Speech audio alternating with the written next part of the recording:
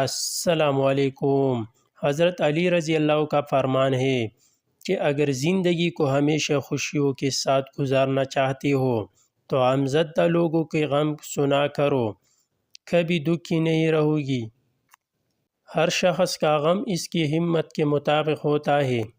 اگر انسان کو تکبر کے بارے میں اللہ کی ناراضگی اور سزا کا علم ہو جائے تو بندہ صرف فقیروں اور غریبوں سے ملے اور مٹی پر بیٹھا کرے۔ مشکل وقت میں ہمیشہ دعا مانگا کرو، کیونکہ جہاں انسان کا حوصلہ ختم ہوتا ہے وہاں سے اللہ پاک کی رحمت شروع ہوتی ہے۔ لوگوں سے امید میں لگانا چھوڑ دو، کیونکہ اللہ کے سوا نہ کوئی تمہارا سچا دوست ہے اور نہ ہی کوئی مددگار۔